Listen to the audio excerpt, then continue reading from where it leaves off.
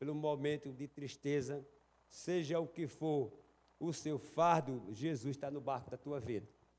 E a gente precisa crer nisso. Aí agora eu posso fazer uma pergunta para os irmãos. Quais motivos têm os crentes para manter a paz em seus corações, mesmo em meio às piores crises? Quais motivos têm os crentes para manter a paz em seus corações, mesmo em meio às piores crises? Aí eu queria que você parasse agora, que você pudesse refletir sobre isso, né, porque eu quero falar de alguns motivos. E o meu desejo é que você saia daqui abençoado, que você saia daqui mais convicto de quem você crê, que você saiba que Jesus está no barco da sua vida, seja qual difícil seja a situação. O discípulo também estava passando por um momento assim, quando Jesus disse para ele, não se turbe o seu coração. Mas eu acredito que o que mais consolou a vida dos discípulos, quando ele disse assim, ó, eu vou rogar ao Pai, eu vou, mas vocês não vão ficar só não. Eu vou mandar para vocês o Consolador, que é o Espírito Santo da promessa, esse aí vai estar com vocês. Talvez essa palavra tenha consolado eles, mas na verdade é que eles, sabendo da notícia, eles ficaram com o coração muito perturbado, muito turbado, né? Mas eu quero falar de alguns motivos que está aqui no texto, para que nesse momento, né, de celebração da ceia do Senhor, você saia daqui nessa noite assim dizendo, eu recebi do Senhor aquilo que eu vim buscar. Eu saí daqui, né, com certeza diferente, mas eu quero falar de alguns motivos que traga alegria e paz ao seu coração, porque quando eu perguntei para os irmãos quais motivos têm os crentes para manter a paz em seus corações, mesmo em meio às piores crises, a primeira coisa que você precisa entender, compreender, é que o primeiro motivo para você viver, ter paz no seu coração, é ter uma fé verdadeira em Deus. Você vai ver que no versículo ele disse, não se turbe o vosso coração, mas creia no pastor. Ah, não é no pastor não, ele diz aqui, creia em Deus. Meu pai dizia uma frase assim, uma palavra que eu, né, ainda adolescente, ele dizia muito isso, né? Não só dizia para mim que era adolescente, mas, né, para o restante dos meus irmãos, que já tinham uns que não eram, ele dizia, se você não crê em Deus, crê em mim. Isso é verdadeiro? É, não, né? Mas ele dizia assim, aí eu dizia, por quê? Ele dizia, porque eu creio em Deus. Se você não crê em Deus, crê em mim, porque eu creio em Deus. Mas nessa noite Jesus está dizendo uma coisa totalmente diferente. Num momento muito difícil na vida dos seus discípulos, dos seus seguidores, é bem provável que se ele estivesse vivendo esse momento, hoje ele estava dizendo e falando isso para vocês, né? Que não devia se turbar o coração, mas ele disse que um motivo para que o seu coração não ficasse perturbado, você precisava ter uma fé verdadeira em Deus. Por que será que eu estou dizendo uma fé verdadeira? Porque existem muitos tipos de fé que não são verdadeiros. Quantas pessoas dizem que crê, mas na realidade não crê? E esse crer aqui não é só dizer assim, eu creio, não. Esse crer traz mudanças profundas para a nossa vida, porque essa crença e essa palavra fé, nós estamos crendo em um Deus verdadeiro. Por quê? Porque quando ele está dizendo isso, ele está dizendo assim, que é fé em Deus. E não são todo mundo que tem. A fé verdadeira é a fé que reconhece Deus em Cristo. Essa é a fé verdadeira. Se você não tem essa fé, então a sua fé não é verdadeira, não. Se a sua fé não é em Deus, se a sua fé não for em Cristo, a sua fé é improdutiva. A sua fé não sai, é só meras palavras. Isso não agrada a Deus. Por que não agrada a Deus? Porque Ele mesmo disse que sem fé é impossível agradar a Deus. E Deus não está se agradando, por quê? Porque a fé que Ele quer é que essa fé reconheça Ele como Deus, como Senhor.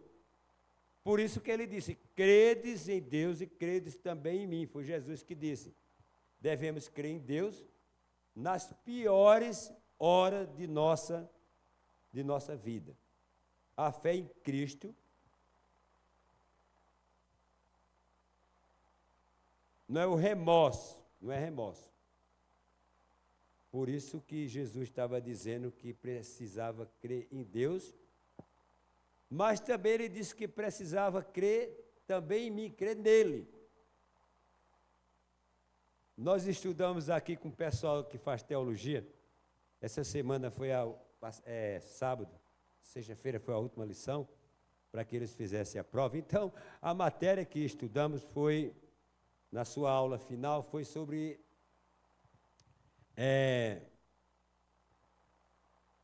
agora fugiu o nome, Trindade, foi sobre a Trindade, não é? Deus Pai, Deus Filho e Deus Espírito Santo. E aí falamos que era Deus agindo através de três, ou seja, um Deus só. E aí entendemos aqui que é um assunto muito difícil de ser tratado quando falamos a respeito da Trindade. Embora a gente tenha muitas explicações lógicas, mas a gente vê que não é tão fácil entender a Trindade. Aí você podia perguntar, quando eu chegar no céu, vou encontrar quem no céu? Jesus, o Espírito Santo ou Deus?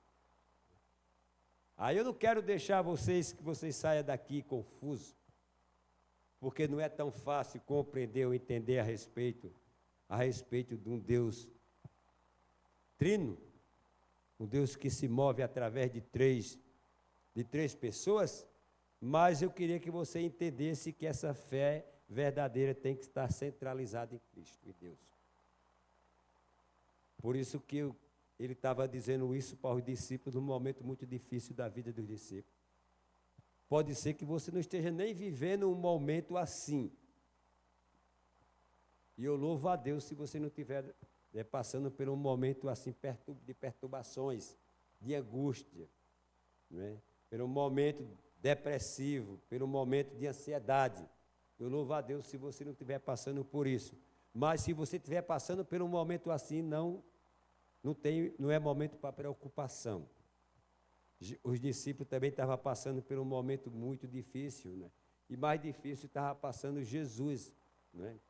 Naquele momento, foi um momento muito difícil também para a vida dele.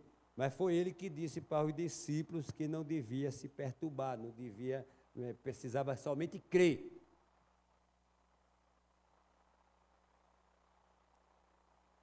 É isso que eu quero que os irmãos entendam.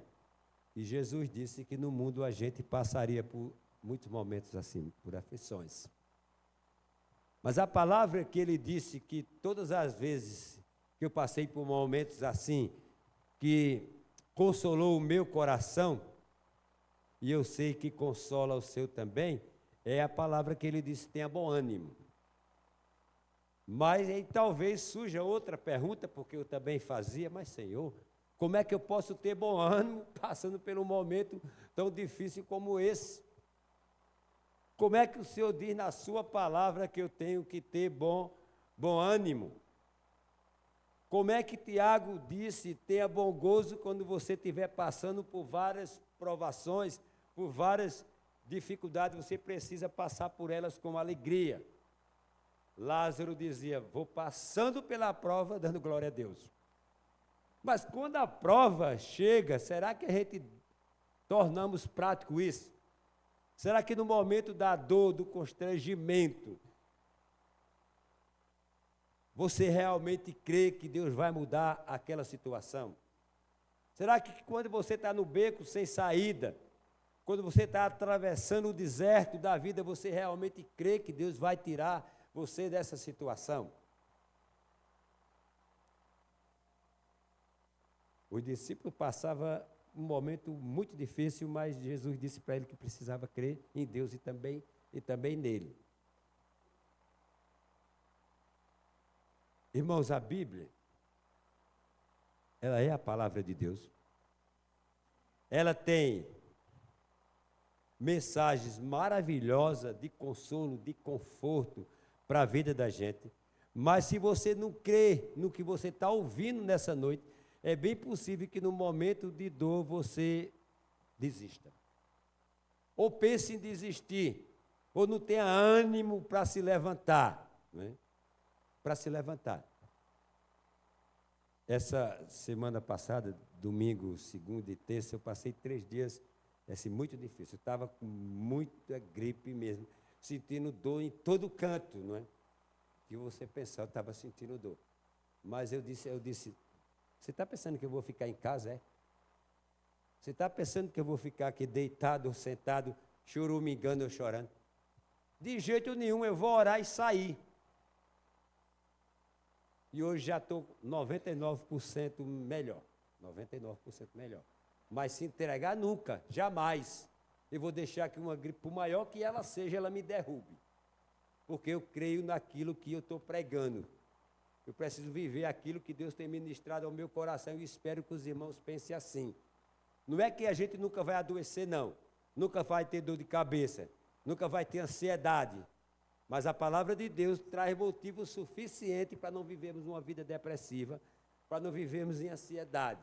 E se ela pegar a gente de surpresa, a gente diz, Senhor, eu quero me levantar daqui, porque a tua palavra diz que pelas tuas pisaduras foram saradas todas as nossas enfermidades, e todas é física, é emocional, é espiritual, é a tua palavra que diz, e eu vou me levantar daqui.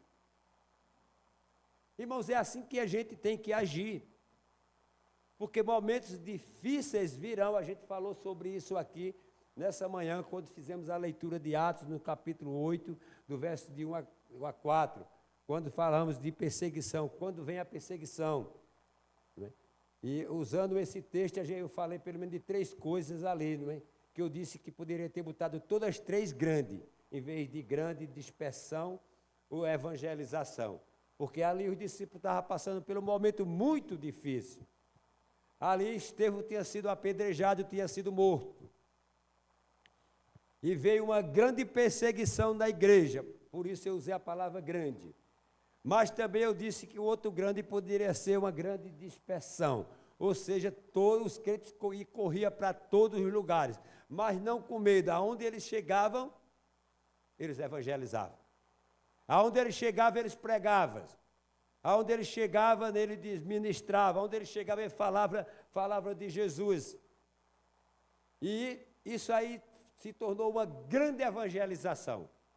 Foi cumprido aquilo que Jesus tinha, que a Bíblia tinha dito. Recebereis poder a descer sobre vós o Espírito Santo e ser minhas testemunhas, tanto aqui, em custódia, como até os confins da terra. Precisou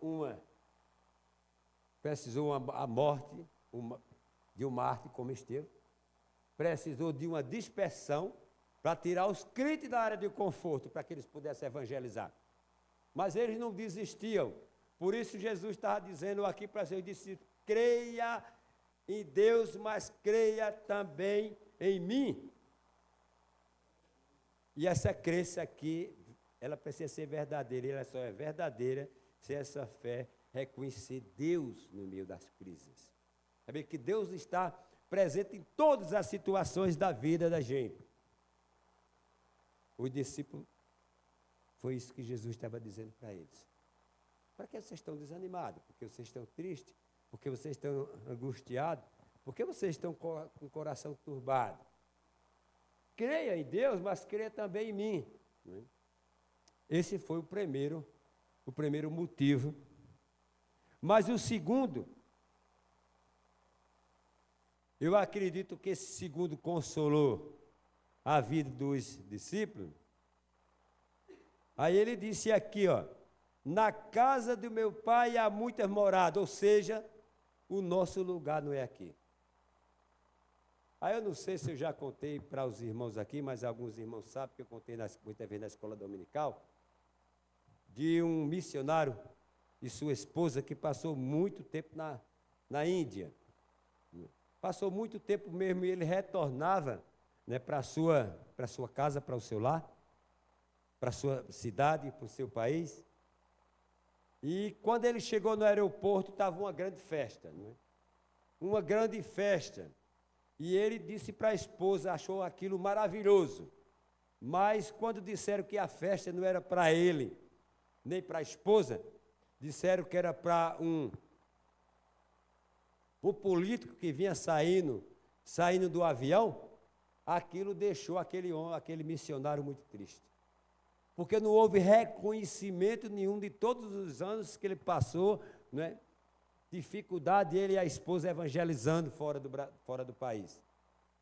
E ele ficou muito, mas muito triste com aquilo. Mas, de lado de um homem, não é por trás não, né? A Bíblia diz que uma mulher sábia edifica a sua casa, mas diz que quem destrói a tola, e de lado de um grande homem sempre tem uma mulher, a verdade é essa, que o homem aceita ou não isso aí, mas é verdade, isso é verdadeiro. Aquela esposa dele disse para ele, para confortar, consolar o seu coração, ela disse, ó, eles estão certos. Eles estão certos porque esse homem está retornando para seu país, para a sua cidade. Mas não fique triste não, porque a nossa cidade não é aqui. Lá nós vamos ser recebidos com uma grande festa. Aí aquilo consolou o coração do seu esposo. E eu acredito que isso, naquele dia, estava consolando o coração dos discípulos, quando ele disse, o nosso lugar não é aqui, não se turbe o seu coração, não. Por quê? Porque na casa do meu pai há muitas moradas. E eu vou para lá preparar lugar para vocês. Que coisa maravilhosa, como que tivesse dificuldade de habitação, como que tivesse umas casinhas lá que fossem vendidas, não é? A Igreja Católica vendeu muito terreno lá no céu, muito mesmo, né? Mas quem comprou, não sei se registrou no cartório, né? Mas eu acredito que isso estava consolando o coração deles naquele momento. Por quê? Porque tudo aqui vai passar. Tudo aqui vai se acabar. Muitos pensadores modernos concordam com a Bíblia. Concorda, né, que o mundo realmente, Jesus está voltando.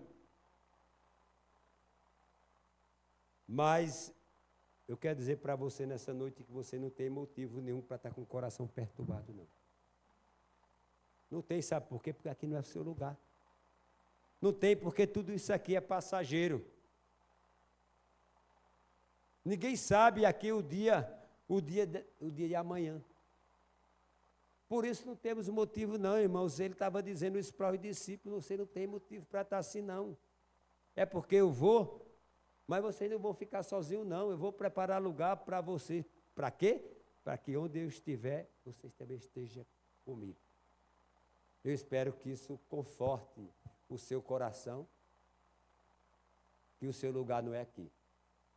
Isso não quer dizer que você não tem que sonhar, isso não quer dizer que você não tem que correr atrás dos seus sonhos, isso não quer dizer que você não tem que trabalhar sim, tem que trabalhar sim, mas sabendo que o nosso lugar não é aqui, sabendo que aqui nós estamos de passagem aqui. E quando nós fecharmos os nossos olhos aqui, nós vamos abrir na eternidade. E lá sim, lá nós vamos ser recebidos com festa. com uma grande festa. Vamos ser recebidos. Então, seja qual for a situação que você está passando, entenda que aqui isso se passa. Tudo isso passa. Passa as coisas boas e as coisas ruins. Mas a palavra de Deus permanece para sempre. Eternamente. Isso é a promessa de Deus. E a promessa de Deus pode ficar certo que ela vai se cumprir. Quando você fechar os olhos aqui, ela vai se cumprir na sua vida. Já tem se cumprido na sua vida. Esse é o segundo motivo, para você não ficar triste nos piores momentos da sua vida. Primeiro, a sua fé precisa estar centralizada em Cristo, em Deus, em Cristo. Segundo, sabendo que você está aqui, emprestado aqui, que você vai morar no lugar maravilhoso, lá você vai ser reconhecido. Talvez ninguém aqui reconheça você, seu esposo não reconheça sua esposa, não é? Talvez seus filhos não façam isso, mas lá você vai ser reconhecido como servo de Deus. Como isso é maravilhoso. Mas tem outro motivo, né? O tempo passa rápido, corre, e ainda vamos fazer a celebração, ou a cerimônia da ceia. Está aqui o terceiro motivo e o último motivo. Para quê? Para não estar com o coração turbado, para não estar preocupado, para não perder a esperança, porque se a sua esperança está em Deus, ela nunca se perde. Ela nunca vai ser a última que morre, ela nunca morre. Mas eu quero fazer uso do terceiro, que diz: e quando eu for e vos preparar lugar, voltarei e receberei para mim mesmo, para que, onde eu estou, estejais vós também. Espero que isso conforte o seu coração, porque a Bíblia fala muito, mas muito a respeito do que eu vou dizer agora do terceiro motivo, que era que Jesus queria que os discípulos entendessem naquele momento. É que ele ia, mas que ele virá nos buscar. Esse é o terceiro motivo que estava dizendo, ó, eu vou, mas eu vou vir para buscar vocês. E Jesus está voltando. Basta você observar os sinais. Strong, na sua teologia sistemática, ele diz que não temos por que especular como será o céu. Basta nos saber que estaremos com Jesus. Na tragédia de 11 de setembro, Larry King, né, perguntou o seguinte. Ele disse: qual é a lição aqui? Aí ele disse: a lição é que todo mundo vai morrer e você não está necessariamente no controle de quando isso vai acontecer. Daqui a 100 anos, nenhum de nós estaremos por aqui. Isso é inevitável. A vida e o perigo mais abrangente de todos, pois ninguém escapa de seu fim inevitável. Mas, às vezes, há coisas que acontecem que nos assustam. Aí ele foi contando, 1 bilhão de pessoas morreram em guerras, 70 milhões de pessoas morrem por ano no mundo, 15 milhões delas morrem de doenças cardíacas, 10 milhões morrem de câncer, 15 milhões de crianças morrem todos os dias, 4 mil pessoas morrem todos os dias de acidente nas estradas, 50 milhões de pessoas morreram da gripe espanhola, 75 milhões de pessoas morreram na peste negra. O Covid matou mais de 645 milhões de pessoas no mundo. Veja a resposta desse camarada, né, que quando perguntaram a ele. Aí ele fez rapidinho essa retrospectiva, não é, de como é que as coisas acontecem e aconteceram no mundo. Ninguém, só Deus está no controle de tudo. De tudo. Por isso nós temos muito, mas temos muito motivo mesmo para ter paz no coração em meio às piores crises. E eu quero finalizar dizendo assim: temos muitos motivos para ter paz no coração em meio às piores crises.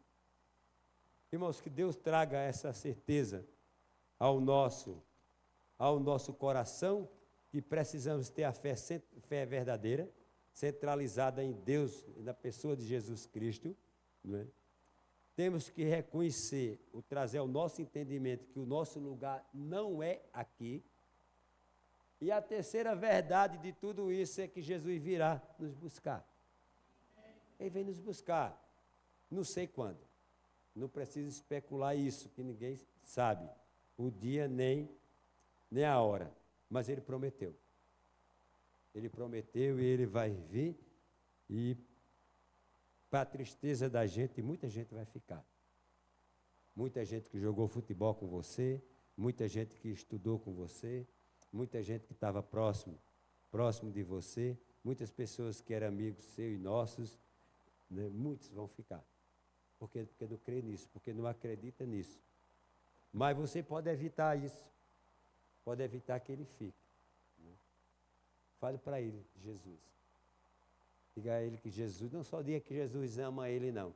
Diga que Jesus tem um projeto maravilhoso para a vida dele, que se ele crer, ele vai passar da morte para a vida.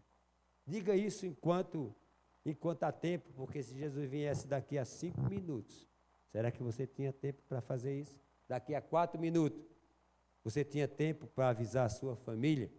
Daqui a 3 minutos, será que dava para você sair da igreja evangelizando? Daqui a 2 minutos, daria para você ficar de joelho e pedir perdão? Daqui a 1 minuto, você está realmente preparado para se encontrar com Ele?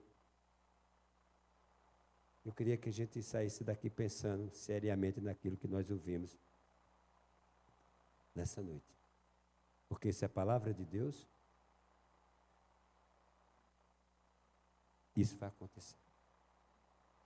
Isso vai acontecer. E se nessa noite tem alguém aqui, não é, que ainda não está preparado, se tem alguém aqui que entendeu que precisa ter essa fé verdadeira,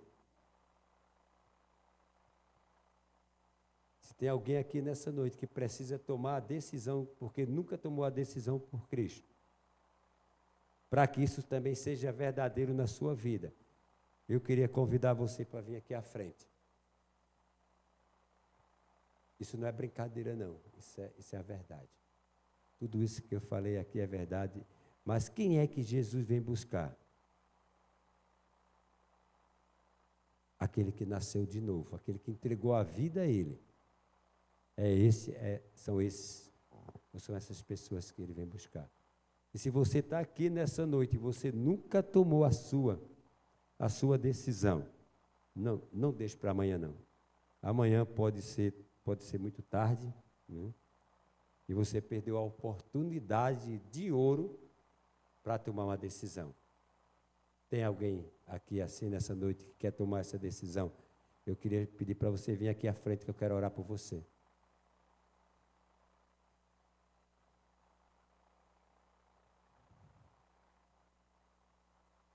Talvez você diga, eu sou novo demais. Talvez você diga, eu sou velho demais para isso. Não tem idade para isso, não. É só você crer realmente. É só você ter a coragem de se levantar do seu lugar e dizer, não, eu quero, a partir de hoje eu quero para mim. Eu quero isso para a minha vida, porque eu não quero ficar aqui nessa terra, não. Tem alguém assim? Pode levantar do seu lugar, não tenha medo, não. Levante-se do seu lugar e venha. Querido Deus e Pai, Senhor, a Tua palavra, Senhor, nunca, jamais volta vazia. Ela sempre, ó Deus, faz aquilo que Te apraz. Eu sei que nessa noite, ó Deus, é bem possível que algumas pessoas ouviram tão distante daqui, Senhor, e que até mesmo, Senhor, se ajoelharam, confessaram o seu pecado, te receberam, Senhor, como Senhor e Salvador. É bem possível, Senhor, que isso está acontecendo, Senhor, e eu não sei, mas Tu sabes. Através, ó Deus, desse culto, ó Deus, online, que tem entrado, Senhor, nos lares de muita gente. Mas, Senhor, que Teu Espírito esteja trabalhando de uma forma profunda, grandiosa, Senhor, nessas vidas. E eu te peço, Senhor, em nome de Jesus Cristo, por essas vidas, Senhor, que ouviram a Tua palavra e que não tiveram, Senhor, a coragem, Senhor, de Te receber como Senhor e Salvador. Deus, dá a essas pessoas outra oportunidade. E eu te oro, Senhor, que seja assim em nome de Jesus. Amém. Irmãos, nós agora vamos para o momento da ceia.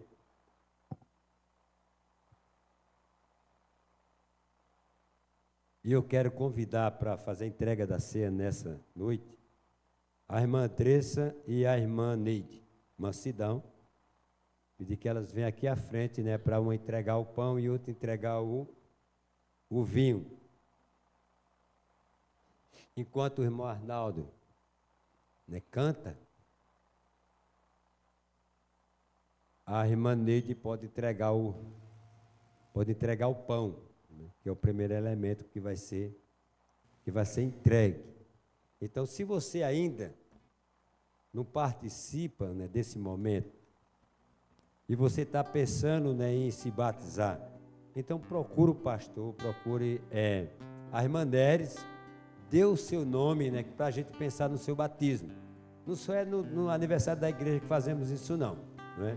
Já temos 3 pessoas, né, que deram o seu nome, e você pode se juntar também a essas pessoas, uma vez que você já é nascido de novo.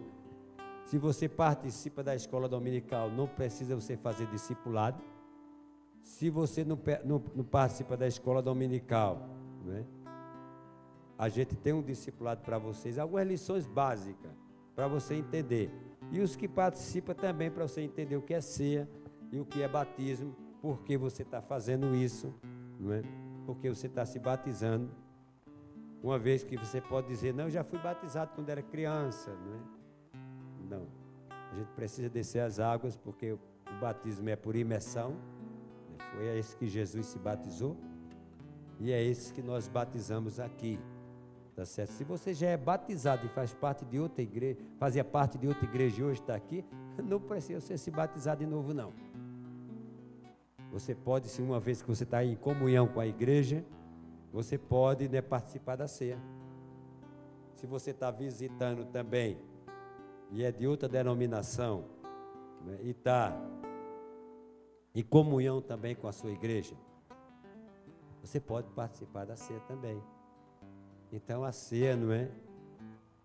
Aqui é justamente para os nascidos de novo e que já se batizaram. Então, só esses podem participar da ceia. Se você está nessa situação, você pode sim participar da ceia. Então, enquanto o irmão Arnaldo canta com a igreja, a irmã Neide vai fazer a entrega do pão primeiro, depois a gente faz do outro, até mesmo porque é cedo ainda. Mas a gente poderia fazer a entrega dos dois, do pão e do vinho, né? A irmã Neide vai pelo lado direito, meu aqui, e a irmã Andressa pelo lado esquerdo. E depois você vai fazer a mesma coisa, né? Trocar de lados e para que todos os batizados possam receber o pão e o vinho. E se você não receber, você dá um sinal para que elas façam essa entrega, tá certo? Então o irmão Reinaldo canta.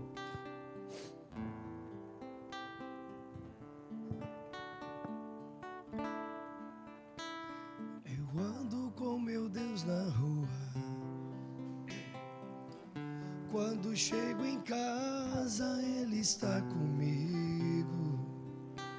Eu falo com meu Deus na hora de dormir. E logo quando acordo digo, eis-me aqui, sou de Jesus.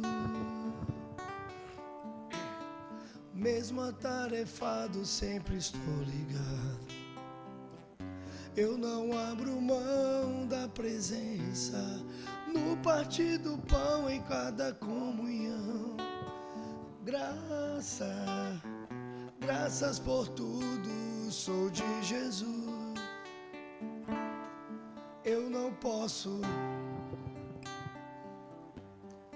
pois de uma coisa eu sei muito bem: a tua sombra que me guarda e tua misericórdia me sustém.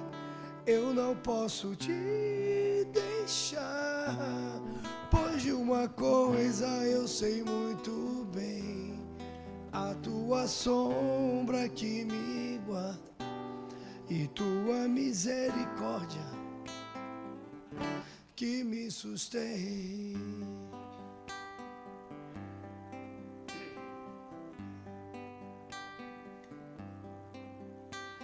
Mesmo atarefado, sempre estou ligado.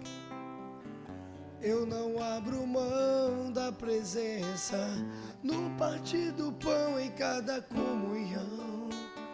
Graças por tudo, sou de Jesus.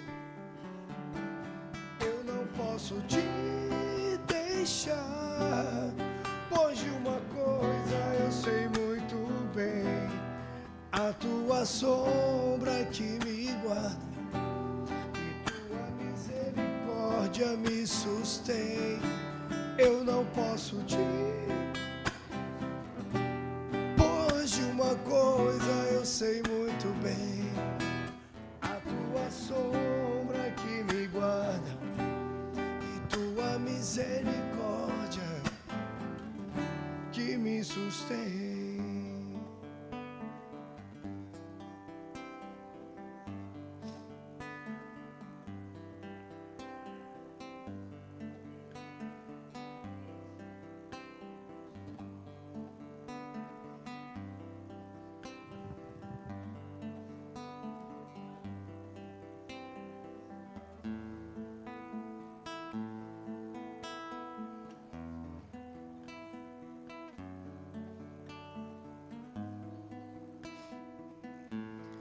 Te louvarei,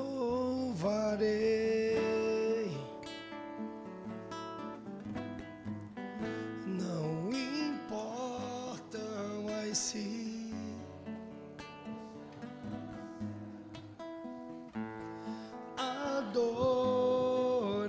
adorarei somente.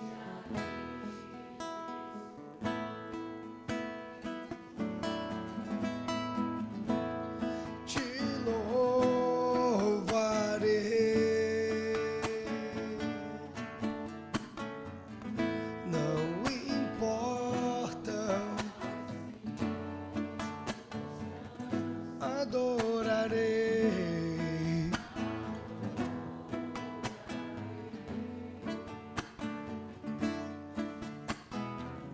somente a ti, Jesus.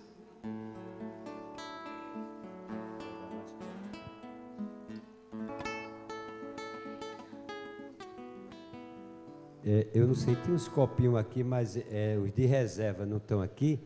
Eu queria pedir que arranjasse, deixa eu ver, toma preço, não sei o teu, arranjasse dois copos grandes. Renato já pegou, Neide não pegou ainda, não? Pronto, então arranjasse dois copos bem rápido aí, por favor, dois copos grandes. Um para mim e outro para Neide, não é? Não é que a gente vai tomar ele todo, não, né? É só um pouquinho só. Ó, pessoal, tá ali a garrafinha ali por trás, ó. A garrafa está ali por trás. Obrigado, Manuelzinho. Está ali a garrafa por trás. Coloca um pouquinho, por favor, e traga para aqui. Não é? Eu sempre boto os copinhos pequenos ali, mas hoje parece que eu não encontrei, né?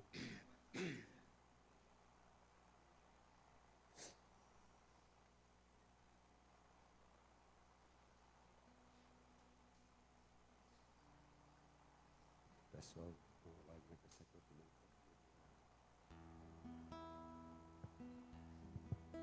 Quem faltou receber?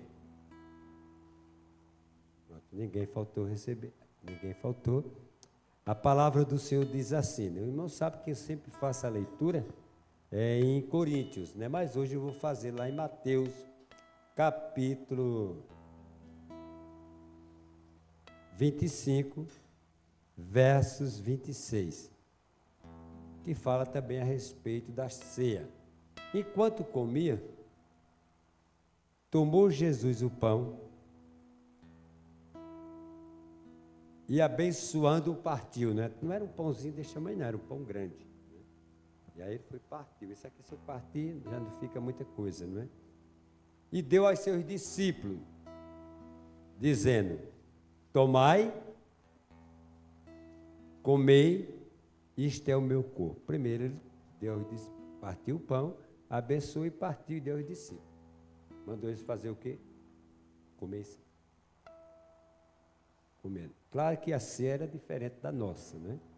Não era assim como nós estamos fazendo hoje, não. Mas Paulo também escrevendo a Coríntios, ele fala a respeito do comportamento dos irmãos na ceia, né? Então a ceia estava tomando uma proporção diferente daquilo que era para ser. Tinha gente que chegava mais cedo, comia, começava a festa, já começava a comer. Era uma mesa grande, né? Era comida para todo mundo, era comida mesmo.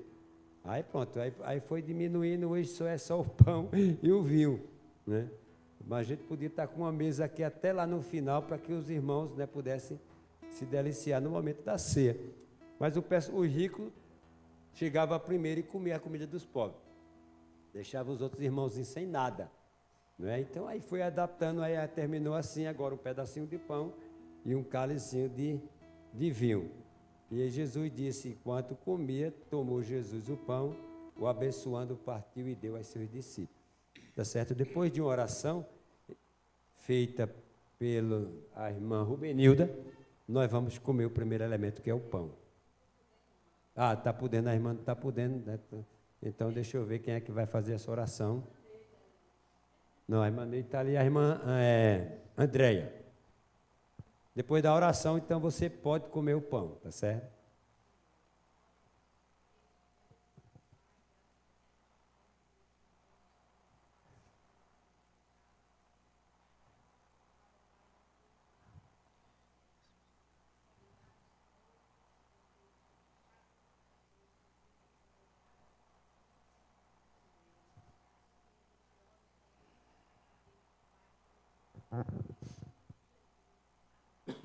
Pode comer.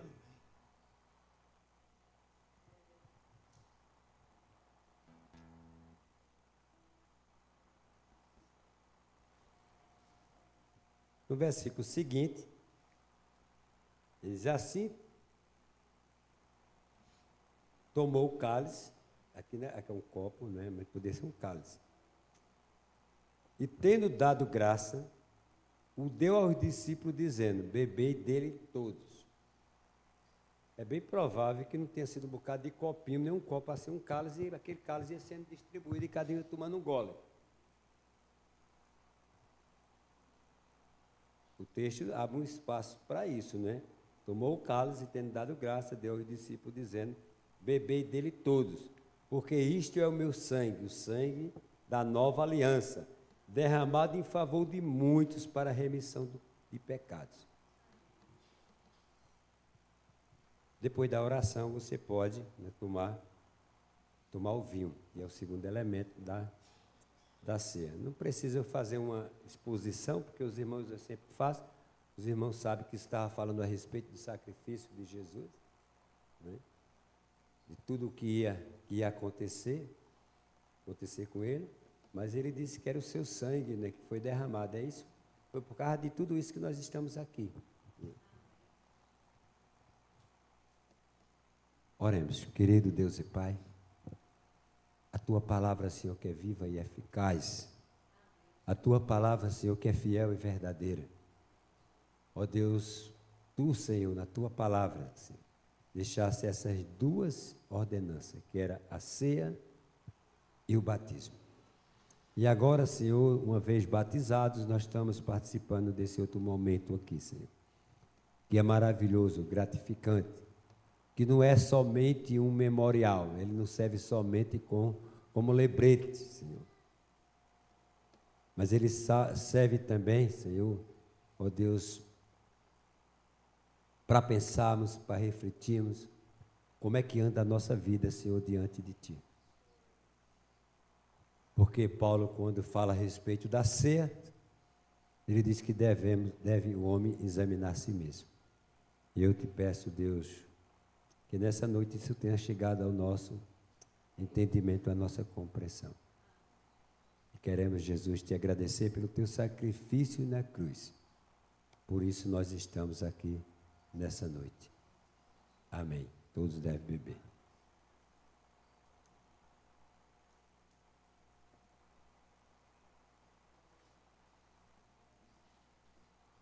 Não sai assim a oração final, vamos orar ainda, mas antes eu quero avisar, não deixe logo fazer a nossa agenda aqui da semana.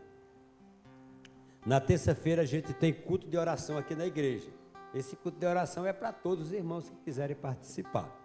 Na quarta-feira tem estudo com os jovens e sempre às vezes numa casa diferente, né? Essa semana eu não sei, mas Fernando tem o grupo aí, ele pode entrar em contato com você, ou você pode fazer a pergunta a ele, onde vai ser o próximo, quarta-feira. Na quinta-feira tem reunião daqui da MCM, reunião de oração, né? Na sexta-feira a gente tem aqui o curso de teologia. No sábado agora a gente tem uma viagem para Maravilha, certo? E eu tinha dito a princípio que a gente ia sair daqui 4h30, mas o pastor disse que ia começar mais tarde um pouquinho, para que a gente não saísse daqui tão cedo. Então, a gente vai sair daqui para Maravilha e você precisa dar o nome hoje.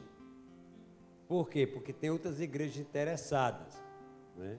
Tem a igreja do pastor Miltinho, tem a igreja do pastor Josenildo e tem a igreja do próprio pastor Francisco lá na Coab. Então, para que a gente alugue um carro para todas essas pessoas junto com os pastores, a gente vai dividir, né, os valores, vocês não vão pagar nada, a gente precisa ter esses nomes. Aí você diz, aqui eu vou dar o nome, você procura a irmã Inácia ou então a irmã Neres, né, a irmã Neres, que é a primeira secretária da igreja, tá certo? Então você dá o nome a ela, levanta a irmã Neres. Pronto, se você olhar a irmã Neres é aquela ali. Agora não pode passar de hoje. No dia 14, nós já alugamos o La Casa. Para quê? Para a comemoração do Dia dos Namorados. Seja você casado ou namorado, não importa. Você pode participar desse momento. E para isso eu quero pedir, não precisa ficar o homem e a mulher, não é?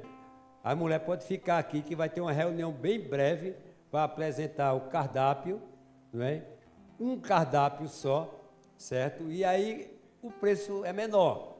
O preço foi menor do que o do ano passado, não é? Bem menor o preço do que o ano passado, mas o meu desejo era que você pudesse participar. Aí você pode dizer assim, mas meu esposo está viajando, como é o caso da irmã ali, às vezes o esposo está viajando. Você pode participar sim, só se você não quiser. Aí o esposo diz, não, mas minha esposa não vai poder ir porque vai estar fazendo um concurso não sei aonde. Aí você pode participar. Agora, para que esse valor seja o valor que nós chegamos ali, conversando com a menina, lá vai ter garçom, tudo, vai ter, vai ser, e o vai passar isso para você, não é? Então, para que o preço chegue ali, eu não vou dizer agora, mas quem fica na reunião sabe, precisa de 50 pessoas. 50 pessoas, pode ser 25 casais, ou pode ser pessoas também, né, que quer participar junto. Porque seu esposo não pode, como Poliana, que o esposo vai estar viajando, Poliana, não Poliana Cordeiro, né? Mas Poliana do Robson ali. Pronto, aí ela sim, aí a outra Poliana também vai com ela, que é a Cordeiro, né? Assim, então pode participar sim, uma vez que o esposo está viajando, você pode participar. Agora fique aqui, dê o seu nome, a gente precisa de 50 pessoas. Se tiver mais, amém. Não é que, tendo mais, é muito. Claro que o preço também baixa, né? Porque tem um preço base. Não, é? Não, talvez não baixe, porque ela tem que aumentar a comida também. Pode ser que não baixe. A Rubens disse que é surpresa, mas não. Se ela dá um preço, né, e aumenta, muita gente tem que ficar no mesmo preço por pessoa para poder ter uma quantidade maior. Pronto, então você vai procurar a irmã Rubenilda, vão ficar aqui, os interessados. E aí você diz, eu posso levar um amigo comigo? Ah, pode. Você diz a ele que tem um valor, né? Ou então você paga por ele. Não tem problema nenhum nisso. Tá certo? Mas se vai levar, tem que telefonar para o pastor. Para que a gente possa saber se... Sim, e o pregador não vai ser eu. Vocês vão ter o privilégio de ouvir outra pessoa. A não ser que a pessoa não chegue aqui, não é? A tempo, ou não possa vir. Mas a gente vai também chamar outro pastor para trazer a mensagem. E o louvor, não é? Vai ser com o irmão Arnaldo. Quer dizer, eu nem falei com ele ainda, né? Mas é uma intimação já para ele. Se ele não puder, ele me avisa depois. Não se preocupe com isso, a gente arranja outro. Mas eu acredito que talvez sim. Pronto, então, com oração a gente encerra o culto dessa noite. Senhor, em nome de Jesus, obrigado por essa noite que o Senhor nos proporcionou. Obrigado, ó Deus, por tudo que o Senhor tem feito, Senhor, na nossa vida e na vida, Senhor, dessa igreja. Porque eu sei que é o Senhor que está no controle dela. Até aqui o Senhor tem nos ajudado. E somos gratos a Ti, Senhor. Obrigado por esse momento, ó Deus, por esse dia maravilhoso, Senhor, na parte da manhã como na parte da noite. Oramos e Te agradecemos em nome de Jesus. Amém. Então, quem estiver interessado, fica aqui.